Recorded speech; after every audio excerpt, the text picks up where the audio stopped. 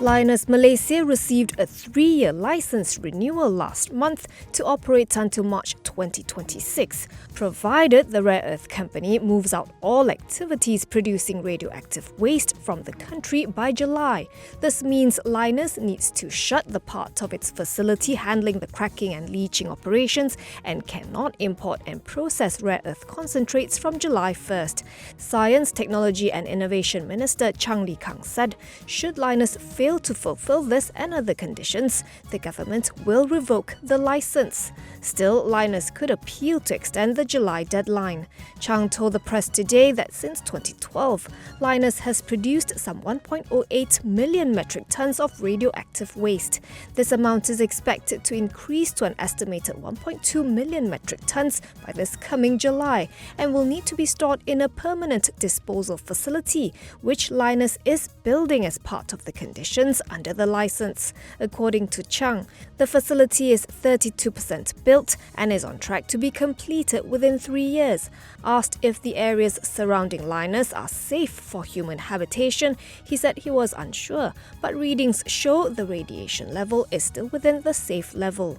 As for the new cracking and leaching facility in Australia, Chang said it is now estimated to be 80% completed and expected to be operational by July.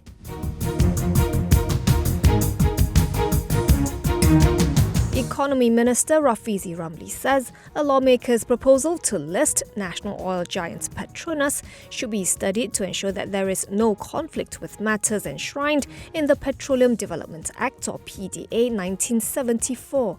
According to a Bernama report, Rafizi said Petronas has certain exclusive rights, including its function of safeguarding, managing and regulating the country's hydrocarbon resources. Ultimately, the decision would be the Finance Ministry's to make. Yesterday, PH Subang MP Wong Chen mooted the idea of listing Petronas to help the government pare down the national debt, as well as enhance the corporation's financial transparency and governance.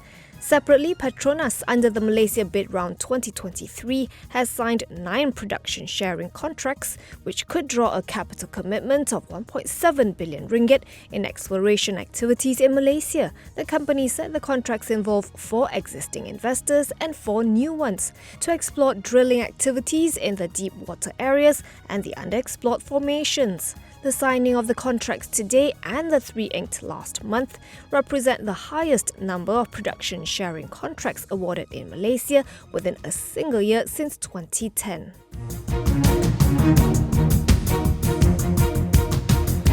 Energy-related maritime solution and service provider MISC posted a 39.7% jump in its latest quarterly earnings on the back of a 35% improvement in its top line.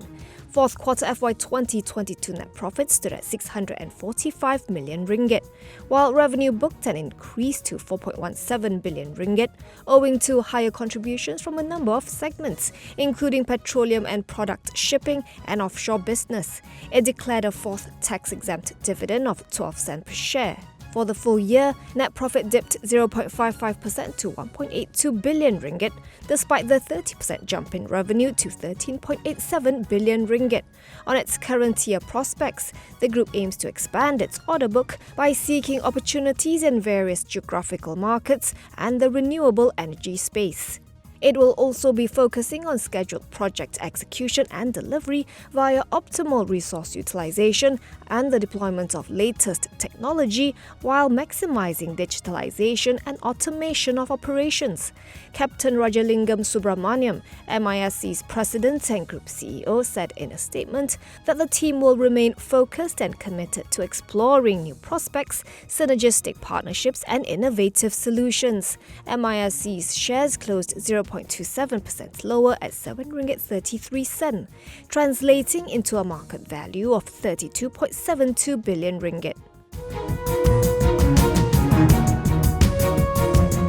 Pan Malaysia Holdings is facing a legal suit attempting to block the sale of its 3 indirect associates to New Paradigm Capital Ventures for 90 million ringgit cash.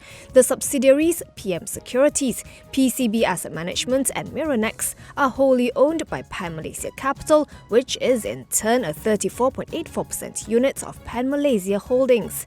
Pan Malaysia Holdings said in a bourse filing, the originating summons and notice of application for interim injunction of the sale are from a shareholder of Pan Malaysia Capital, Chan Weng Fui, who holds a direct stake of 4.78%, according to company checks. Among others, Chan is seeking a declaration that Pan Malaysia Capital has failed to serve the notice of the EGM regarding the proposed deal to him, and wants the resolutions passed at this EGM invalidated.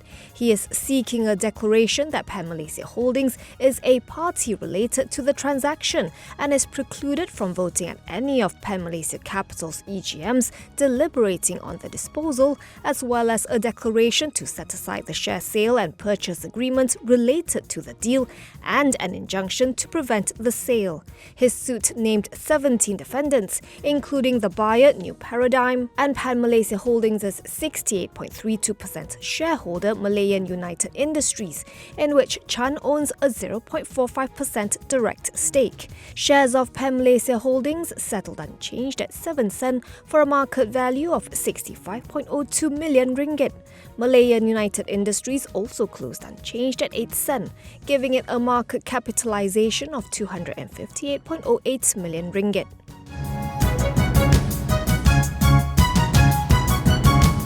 Anzo Holdings saw its shares plunge as much as 75% to half a sen, a week ahead of its suspension on February 21st. This was after it was granted further extension until April 30th to submit its regularization plan to the relevant authorities. The counter saw 51.7 million shares change hands. It paired some losses by the end of the day, settling still 50% lower at 1 sen apiece. Anzo, which has been classified as an affected listed issuer, told Bursa Malaysia yesterday that the extension is subject to the appointment of a principal advisor by March. In the meantime, trading of the loss-making integrated contractor and timber service providers' shares will be suspended from next Tuesday. A delisting is on the cards for Anzo should it fail to submit its regularization plan within the extended time frame or miss the deadline stipulated by the authorities to obtain approval and implement the plan.